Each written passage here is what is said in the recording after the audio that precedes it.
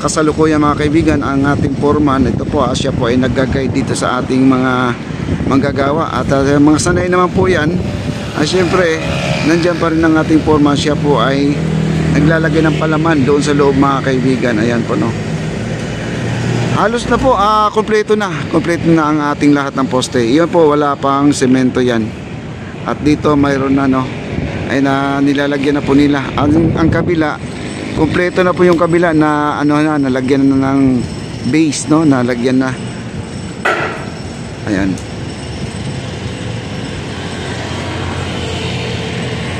Ayan po, ay naka-welding po lahat ng mga poste nila, kaya grabe, naka-connect talaga siya sa naka-connect siya sa mismong poste mismo.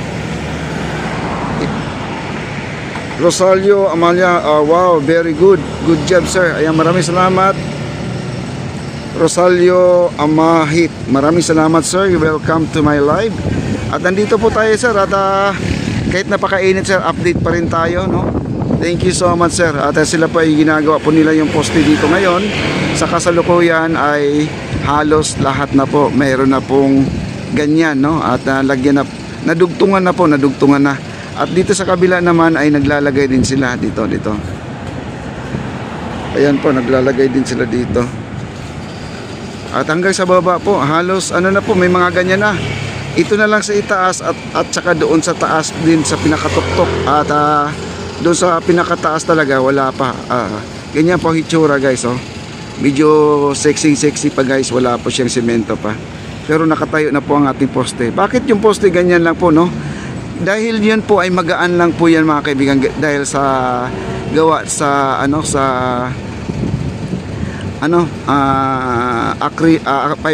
fiberglass po siya. Albert de Guzman, nakakalibang manood habang po nag-work.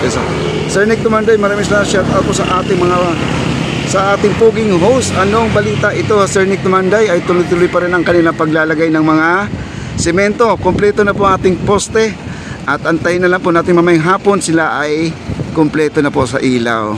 Ayan po na, at ang magkabilaan na po to ay meron na pong poste guys. Abangan na lang po natin yung pagpo-flooring nila, kasi ang flooring talaga isa sa mga inaabangan ng mga tao para sila ay makakapasok na po dito sa napakahabang pasyalan po guys.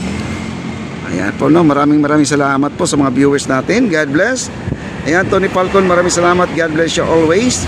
Sir Albert, maraming salamat din sa iyo. Ayan, dito sa baba, ganun din guys, oh. Nahirapan po ako kasi hawak ko yung payong guys, pero okay lang. Kasi ang payong nililipad ng hangin, kaya medyo ang ating camera banking guys. Ayan po, no. Ayan, maraming salamat po. Maraming salamat.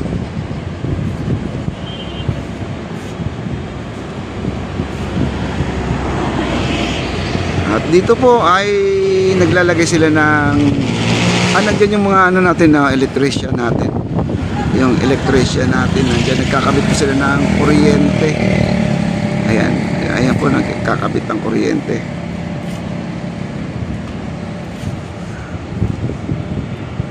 At dito guys, ayan si foreman, siya po ay siya na po ang nagmamaniobra dito guys, sa gawa na to.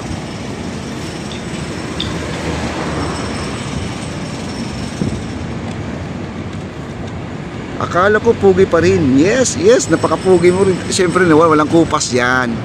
Ayan ang ating napaka puging viewers mga kaibigan. Sir Nick, maraming salamat po. Welcome to my live. Ingat po Sir Nick dyan sa abroad.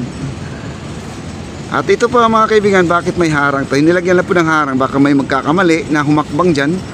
Baka sila ay wrong step mga kaibigan, no?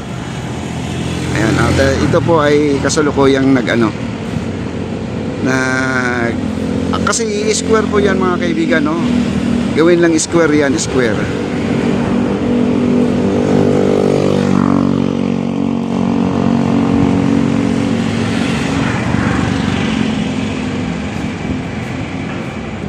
malayo po yung halo mga kaibigan, nandun pa sa baba ang halo.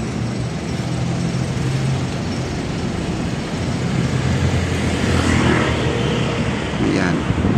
Ang ating plant box tapos na po at siguro lalagyan na po ng ano to, lalagyan ng lupa. Ito. Bali parang triangle po ito guys, triangle.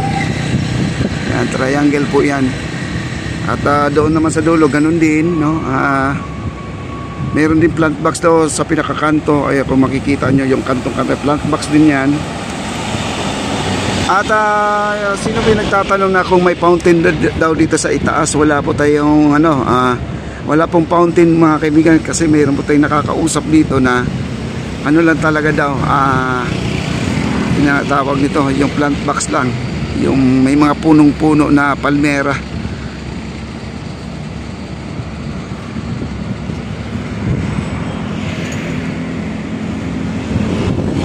Ayan na po yung halo guys, nandito na po yung halo. Dumating na po yung halo, isang timbang halo mga kaibigan.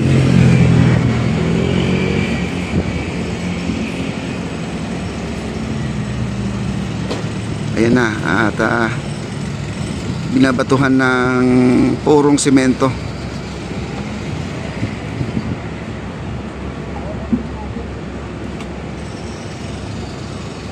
At hahakot pa siya mga kaibigan, bababa pa yung kukuha ng simento, yung mga halo natin.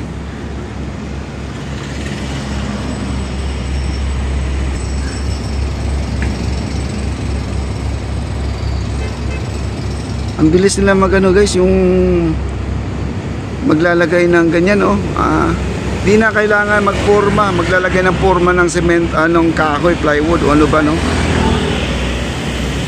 Ganyan na lang, pektos na lang, pitik-pitik na lang ng semento mga kaibigan.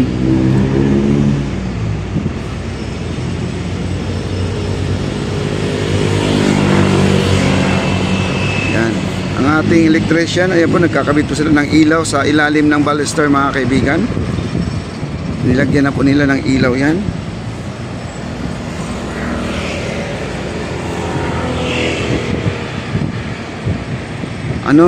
Talagang di ka magkakamali sa mga kuryente na yan, kahit na marami yan. Ano lang, itim at saka puti yung ginamit nila para di sila malito.